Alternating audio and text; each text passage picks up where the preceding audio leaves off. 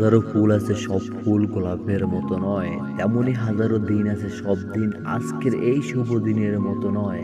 আজকের এই শুভ দিনে তুমি পৃথিবীতে এসেছিলে, আশার ফুল হয়ে ফুটেছিলে। আজ হাসির দিন, আজ খুশির দিন, আজ তোমার শুভ জন্মদিন।